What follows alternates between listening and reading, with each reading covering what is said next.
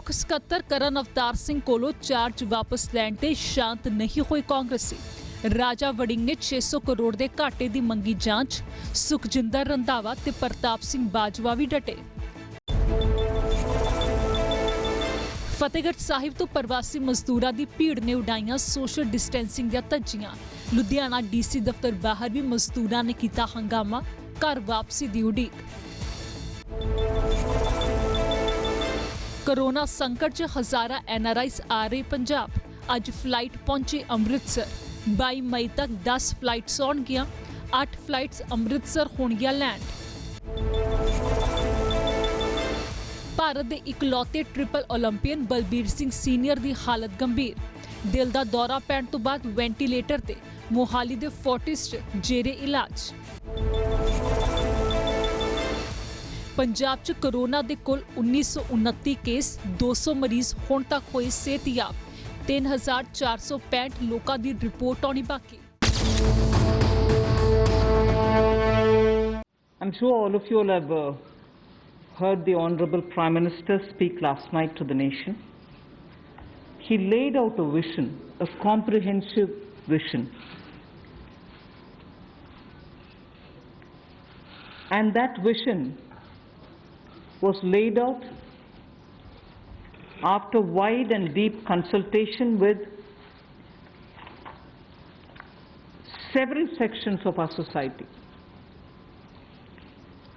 And these discussions were held at various levels with various ministries, and also gradually taken up to the level of the Prime Minister's office, and the Prime Minister himself has been spending considerable time to make sure that the inputs obtained are given due consideration and they form a part of the package that's being given to the country.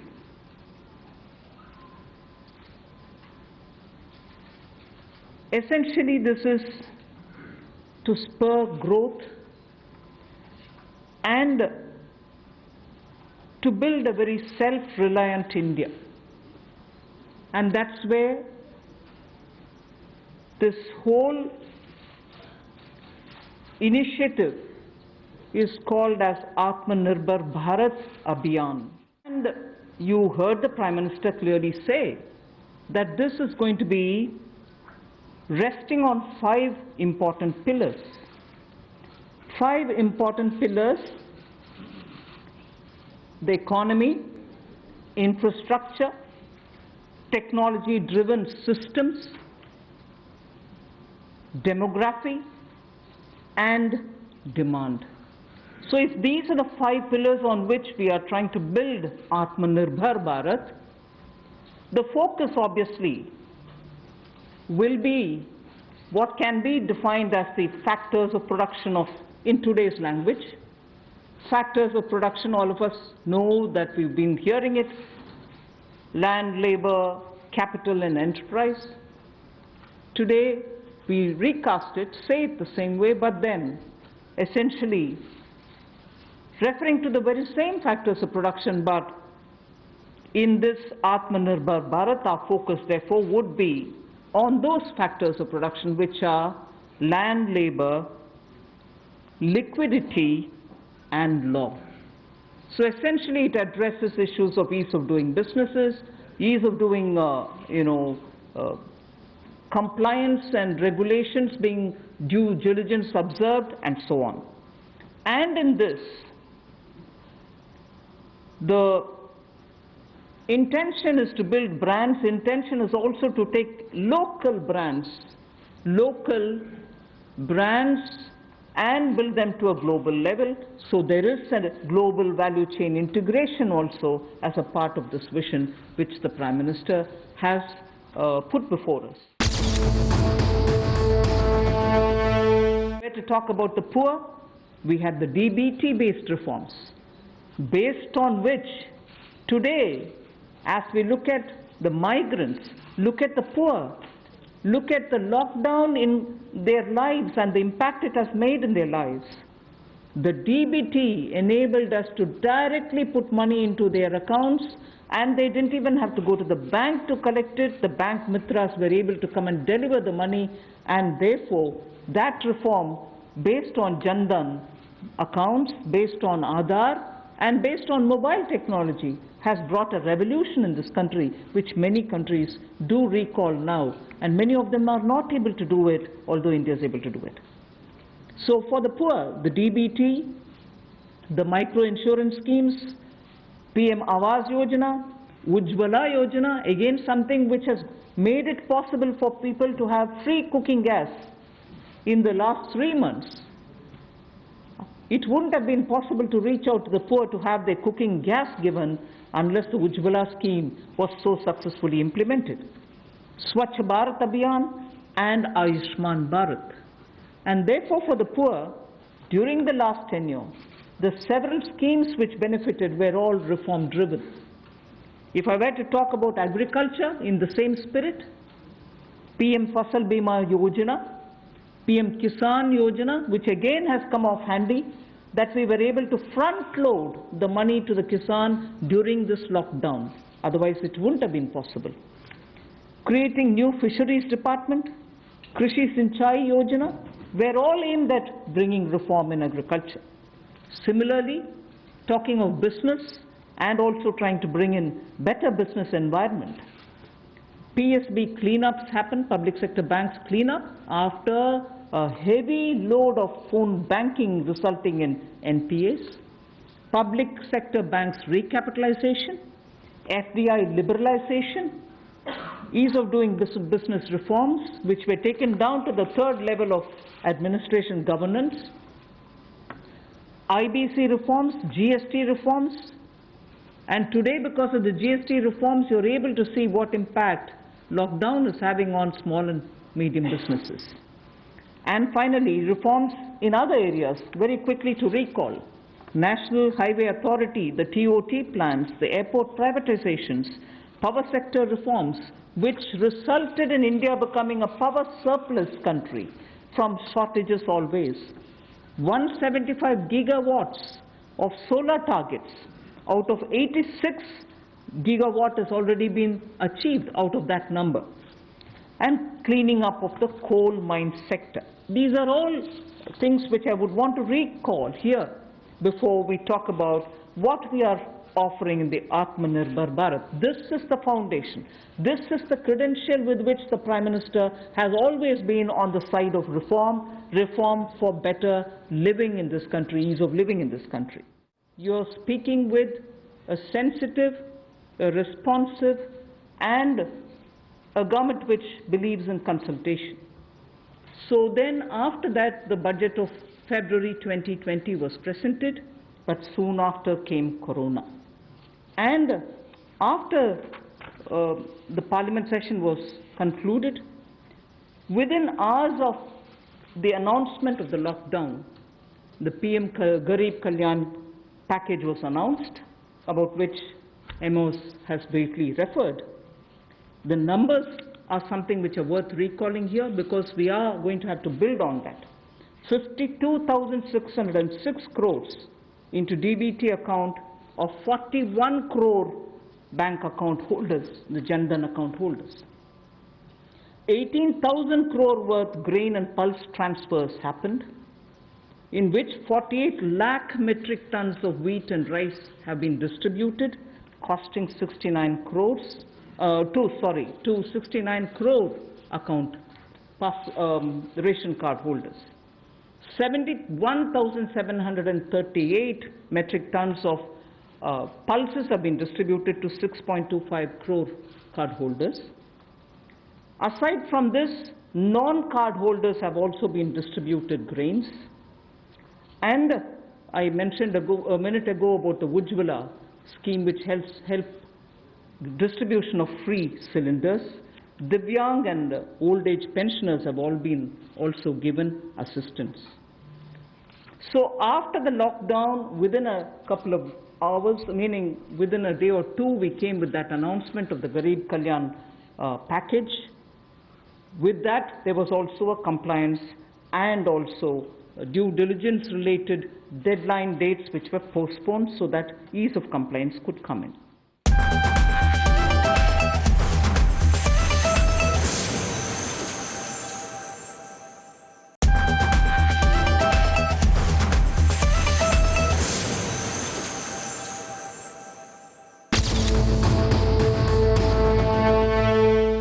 During the Pradhan Mantri Garib Kalyan package, some measures were extended for the EPF. In that, we had said units which have 100 workers, 90% of whom are earning less than 15,000 rupees, will be able to draw from their EPF from the funds because they needed money in their hands. We have now, and for the 3 months, the payment of EPF also was given relaxation. What I would now like to say before you is liquidity relief is being given for all EPF establishments. In this, 12% which is paid by the employer and 12% by the employee contribution. We extend the support which Government of India gave for another 3 months. We had given it for March, April, and May up to May 2020. The payments were made into their eligible accounts by Government of India for March, April, and May. Nearly 3.6 lakh establishments benefited from this. Liquidity relief of 2,500 crores to 72.22 lakh employees is now being proposed to be provided by extending this contribution for the next 3 months also. June, July, and August 2020, the EPF contribution will be paid by Government of India, and this shall provide 2,500 crore liquidity support. So what was given earlier for March, April, and May is now being extended for another 3 months, which will be June, July, and August, and therefore we shall be infusing 2,500 crore liquidity, and 72.22 lakh employees will benefit from it. To provide more take-home salary for the employees, and also to give relief to employers in the payment of PF for those which have not been covered under the earlier description, which is if you have 100 employees, 90% of whom are drawing less than 15,000, we announced a scheme earlier, which I'm extending for another 3 months. That's what was announced a minute ago. The second one in EPF now is the statutory PF contribution for those who are not covered in the earlier one is being reduced from 12% to 10%. So for the next 3 months, employers need to pay only 10% and not 12% so that they will have some more money in their hands. However, for the central public sector enterprises and for state PSUs, we will continue to pay 12%. So this reduction is not for the government. However, government employees government employer still pays 12%. But employees in these public sector undertakings will be given the advantage of paying only 10%. So a liquidity relief of 6,750 crores for both the employee and employer will be available for the next 3 months.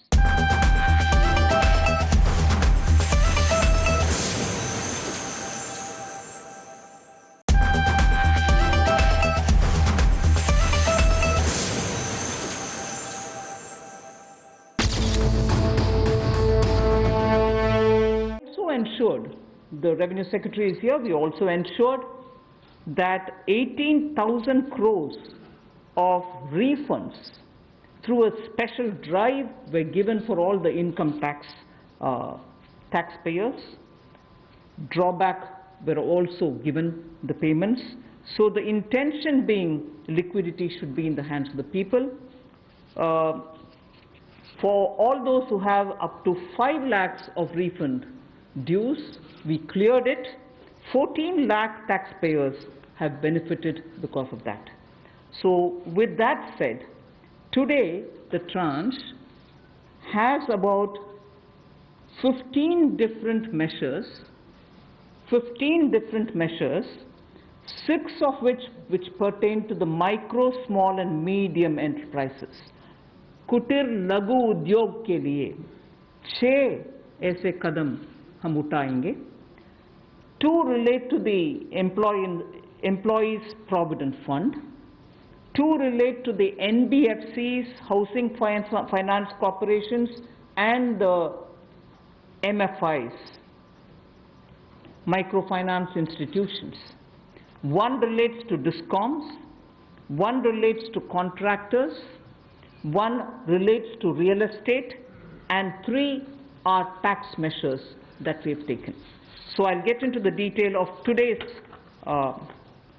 tranche of announcements. I said there are 6 major steps for the MSMEs. The first one, there is a collateral-free automatic loan for MSMEs which is being provided. This will give facility up to 3 lakh crores. 25 crore outstanding for those MSME units for whom 25 crore is the outstanding loan, or 100 crores whose turnover will benefit from this. These loans will have a 4-year tenure and there will be a moratorium given for 12 months. These are going to be 100% credit guaranteed over as a cover given to banks and NBFCs on principal and interest. So this is going to be available till 31st October 2020. There are no guarantee fees, no fresh collaterals required. So I guess this will benefit 45 lakh units so that they can resume their business activity and also safeguard jobs, which is about a 20,000 crore subordinate debt proposition which we are bringing. If the earlier one, which was just now explained by the MOS, was for standard MSMEs who, because of lockdown, couldn't move forward because they didn't have money, they didn't have cash coming in. So for buying raw materials or paying the wages, if they had a problem, you had that emergency credit line which we spoke about just a minute ago. Now I come to talking about subordinate debt through which we want to infuse about 20,000 crores. These are meant for stressed MSMEs. So if you're providing for the standard, you're now providing for the stressed MSMEs. Now the stressed MSMEs do have a problem of equity. So for them, through a subordinate debt provision, we want to provide about 20,000 crore liquidity. 2 lakh MSMEs are likely to benefit from this. The functioning of the MSMEs which are NPA or are stressed, all of them will be eligible. For this subordinate debt-based scheme, NPAs or stressed MSMEs will all be eligible for this. The government will be providing about a 4,000 crore as its contribution to the CGTMSE, the Credit Guarantee Trust, and they will be then able to provide the partial credit guarantee support to the banks, as a result of which stressed and NPA MSMEs will immediately benefit. Created for infusing about 50,000 crore as equity into the MSMEs. This will benefit those MSMEs who have the potential and who are viable. So we spoke about those who are standard, we spoke about those who are NPAs and stressed. Now I'm talking about MSMEs who may be doing viable business and who need hand-holding because of the situation thanks to the COVID. So this fund of fund, with a corpus of 10,000 crores, through mother fund and daughter fund framework, will be able to provide the growth potential MSMEs greater support, and this, we think, will help MSMEs to expand their capacities, and this will also encourage them eventually to get listed in the markets which they can choose. A long time about the definition of MSMEs. I'm sure you heard from several sources that this discussion has been going on. We have now come to a stage where we can happily announce that the definition is being changed in favor of the MSMEs. Because there was always this fear in very successful MSMEs also that if they outgrow the size of what is defined as an MSME, they lose the benefits that they get as an MSME itself. So outgrowing this definition meant outgrowing and going out of receiving benefits. Therefore, MSMEs preferred to remain within the definition rather than grow. Now what we are coming with is a change in the definition of MSME so that they need not worry about growing in size. They will still be able to get quite a lot of benefits which otherwise, as an MSME, they had got. So now how do we change it?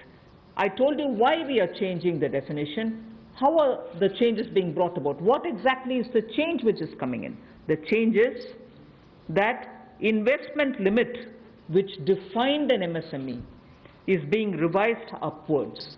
So you can be a slightly more larger invested company, but you're still going to be considered only as an MSME.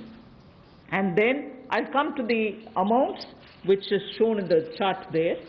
But the idea is, even with an increased investment, you'll still be defined only as an MSME. You shall not get out of the benefit which is given to you as an MSME. Second is, additional criteria to define an MSME is being brought in. And that criteria is based on turnover.